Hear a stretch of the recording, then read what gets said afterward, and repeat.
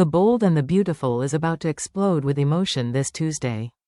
October 14th brings heartbreak, jealousy, and shocking confessions, as Deacon, Taylor, and Sheila fall into a dangerous triangle of truth and temptation. Meanwhile, Luna faces a life-changing decision, and Finn risks everything for justice. Stay tuned as we break down the twists, secrets, and emotional fallout shaking the Forrester world. Hit that like button, and let's dive into the drama. It starts quietly, almost innocently. Deacon Sharp sits across from Taylor Hayes, the weight of his marriage pressing down like a storm he can't outrun. For weeks, Deacon has been pretending everything with Sheila is fine. But beneath that calm exterior lies exhaustion, the kind that comes from loving a woman like Sheila Carter. Her intensity, her unpredictability, her need to control, it's slowly suffocating him. So when Deacon turns to Taylor for therapy, he tells himself it's purely professional. A man in need of clarity. A man desperate for peace. But therapy has a way of unearthing more than just feelings, it reveals connection. And Taylor, with her compassion and quiet understanding, becomes his lifeline. Their conversation drifts between regret and hope. Deacon confesses that he's tired of fighting the darkness inside himself. Taylor listens, not judging, not fixing, just listening. And in that silence, something dangerous blooms, empathy turning into intimacy. When Taylor reaches out, placing her hand gently on Deacon's shoulder, time seems to stop. For the first time in years, Deacon feels seen, not as a criminal or a failure, but as a man worth saving. But then, the door creaks open. Sheila stands there, eyes wide, heart pounding. And in that instant, what she sees is enough to ignite every demon she's ever buried. To her, it isn't therapy. It's betrayal. And in Sheila Carter's world, betrayal always comes with blood. Sheila's world shatters the moment she hears Deacon whisper, "I need Taylor." That single phrase echoes in her mind like a gunshot. Every insecurity, every buried fear, all of it rises to the surface. To anyone else, Deacon's words might sound harmless. But to Sheila, they're proof that history is repeating itself. That once again, someone she loves is being stolen by a perfect woman. Her thoughts spiral into chaos. She pictures Deacon and Taylor together, late-night sessions, private talks, lingering glances. Jealousy becomes oxygen, fueling her next move. For Sheila, this isn't just about losing Deacon. It's about losing control. He was supposed to be her salvation, the one person who saw beyond her madness. But now, Taylor has entered the picture, and the old, dangerous version of Sheila begins to wake up. Her hands tremble as she recalls every betrayal of her past, every time someone said she didn't deserve love. She won't let that happen again. Not this time. So what will Sheila do?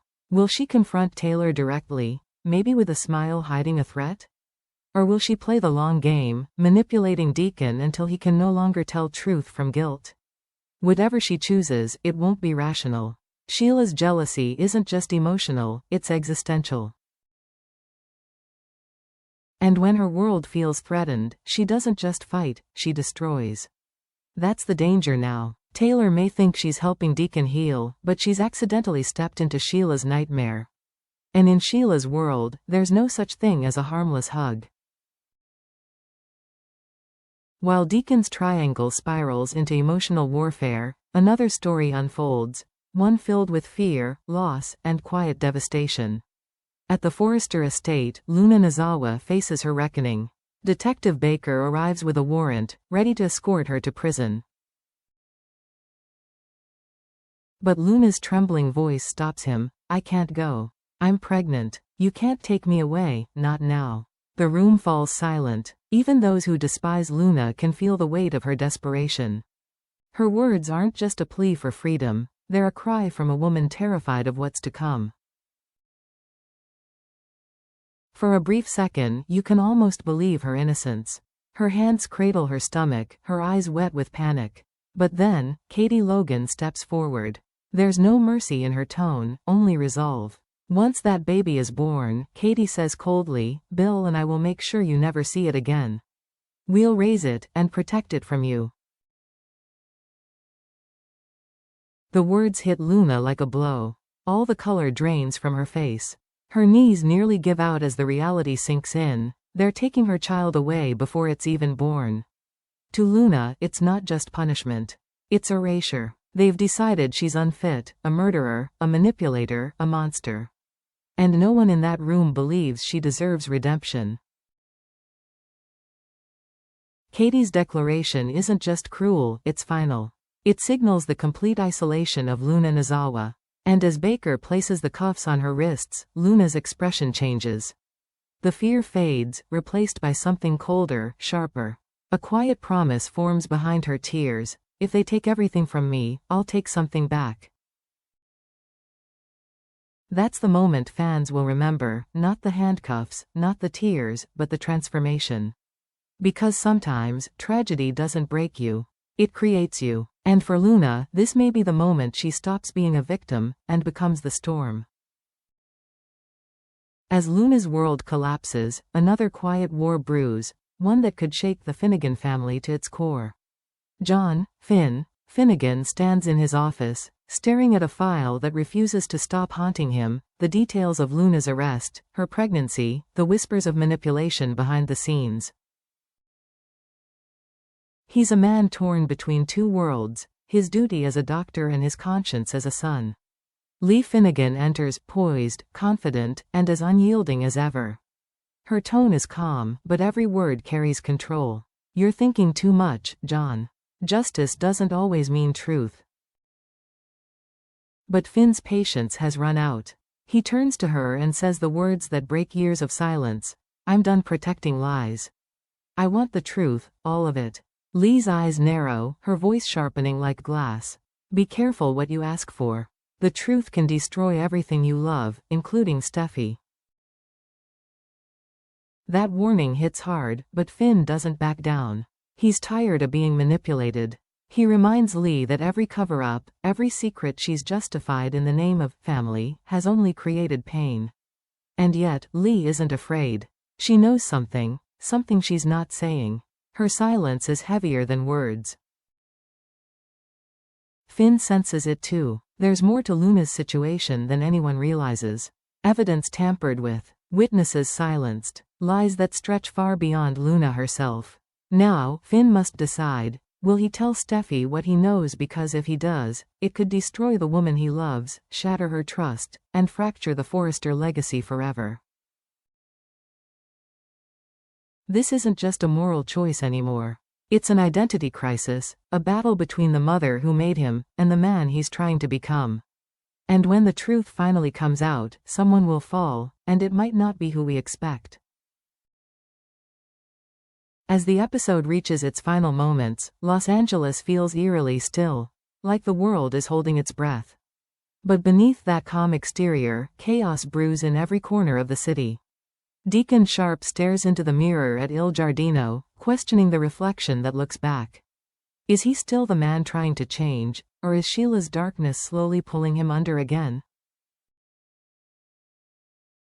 Taylor, sitting alone in her office, replays the moment with Deacon in her mind, the touch, the emotion, the look in his eyes. For a therapist who's built her life on helping others heal, she's suddenly the one walking the edge of temptation. Across town, Sheila paces like a storm trapped in human form. Her mind is spinning with thoughts of revenge, betrayal, and survival. She's convinced that if she doesn't act soon, she'll lose Deacon, and the woman standing in her way is Taylor Hayes. And when Sheila feels cornered, someone always gets hurt.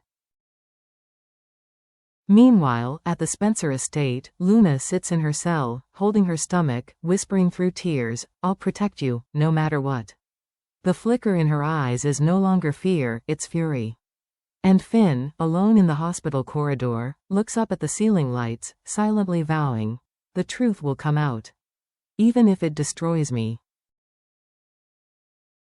By the time the credits roll, nothing is settled, yet everything is on the verge of explosion.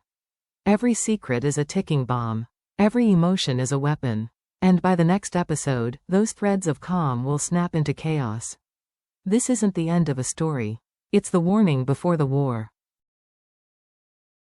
So, what do you think, bold fans? Has Taylor truly crossed a professional line, or is she just another pawn in Deacon's emotional maze? Will Sheila's jealousy push her to do something unthinkable? And most importantly, can Luna survive a system that's already branded her guilty, and will Finn risk everything to set her free? Drop your theories in the comments. I want to know who you think will break first.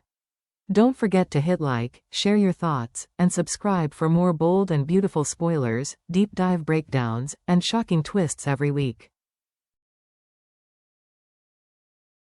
Because if this episode taught us one thing, it's that in Los Angeles, the calm never lasts. And when it breaks, the storm changes everything.